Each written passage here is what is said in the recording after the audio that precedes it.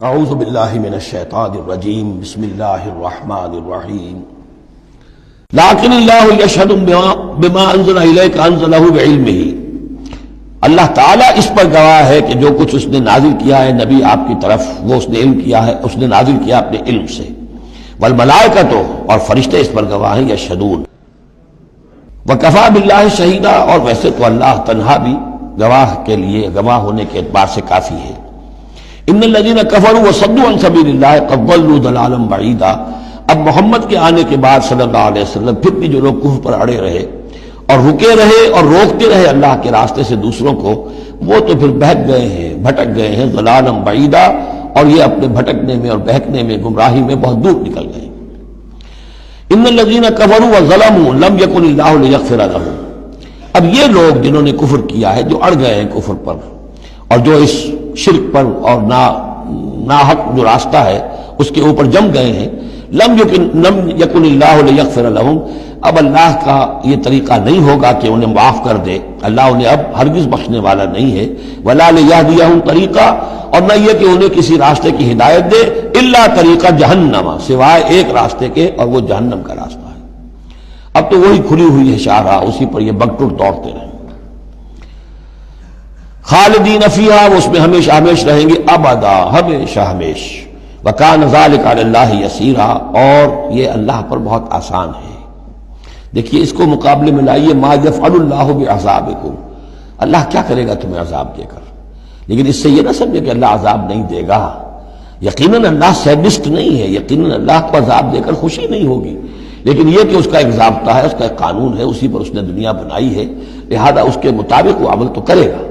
اور یہ اس پر کوئی بھاری گزرنے والی بات نہیں ہے کہ اپنی ہی مخلوق کو،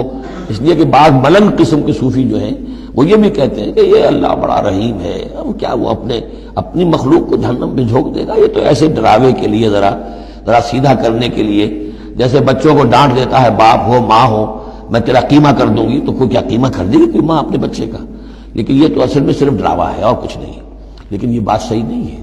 اسی لیے اللہ تعالیٰ کہتا ہے کہ کان ذالک علی اللہ یسیرا، اللہ کے لیے یہ بہت آسان ہے، بہت ہلکی بات ہے اس کے لیے۔ یا ایھا الناس، اب یوں سمجھیے کہ کنکلوڈنگ حصہ جو ہے سورہ مبارکہ کا، یا ایھا الناس قد جاءکم الرسول بالحق من ربکم فآمنوا خیرا لکم،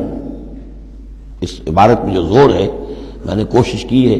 کہ میں اسے اپنی آواز کے ذریعے سے واضح کروں، اے لوگوں تمہارے پاس آ چکا ہے رسول حق کے ساتھ، یعنی اب تم یہ نہیں کہہ سکو گے کہ رسول نہیں آیا ہمیں پتہ نہیں تھا، you won't be able to plead ignorance، یہ نہیں کہہ سکتے کہ ہمیں معلوم نہیں تھا، ہم پر بات کھولی نہیں گئی، ہم پر بات واضح نہیں ہوئی، یہ بہانہ ختم ہو گیا اب محمد کے آنے کے بعد۔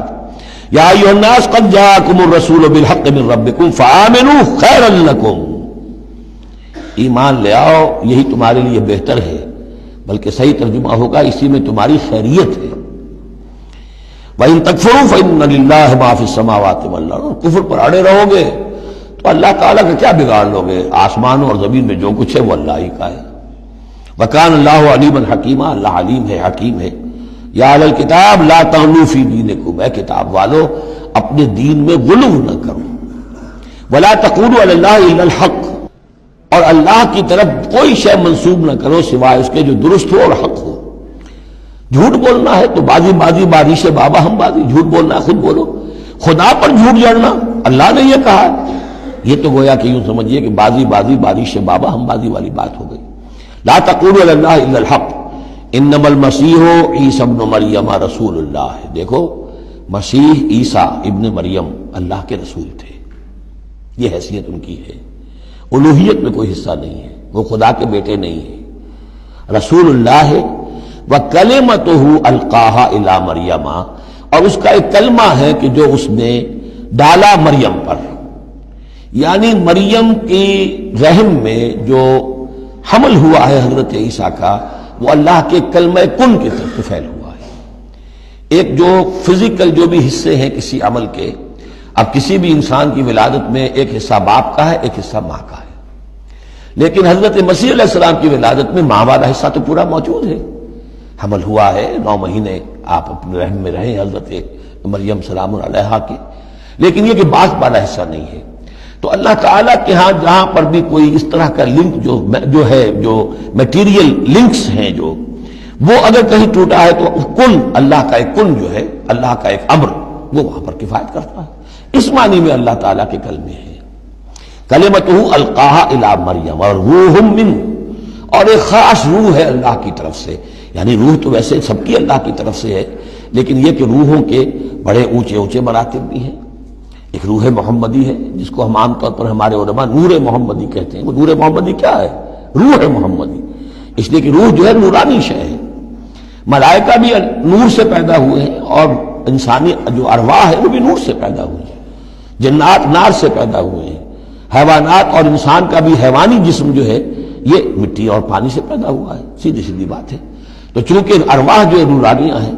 تو وہ نور تو ہے، تو حضور کی نور، حضور کی روح اس کی اپنی شان ہے، حضرت عیسیٰ کی نور کا نور اور ان کی روح ان کی اپنی شان۔ روح من فآمنوا باللہ ورسولہ، پس ایمان لاؤ اللہ پر اور اس کے رسولوں پر، ولا تقولوا ثلاثہ، اور دیکھو تثلیث کا عقیدہ مت گھڑو، یہ نہ کہو کہ تین، ایک میں تین، تین میں ایک، الوہیت تین میں ہو گئی، تین اقنوم میں۔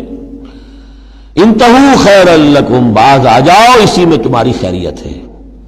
انما اللہ الہ واحد، جان لو اللہ تو ایک ہی الہ واحد ہے، تنہا ہے۔ سبحانہ ان یکون لہ ولد، وہ پاک ہے اس سے کہ اس کے کوئی بیٹا ہوتا یا اولاد ہوتی۔ لہ ما فی السماوات و ما فی الارض، آسمانوں اور زمین میں جو کچھ ہے اسی کا ہے، اس کی ملکیت ہے۔ وکفی باللہ وکیلا، اور اللہ کافی ہے بطور کارساز۔ صدق اللہ العظیم۔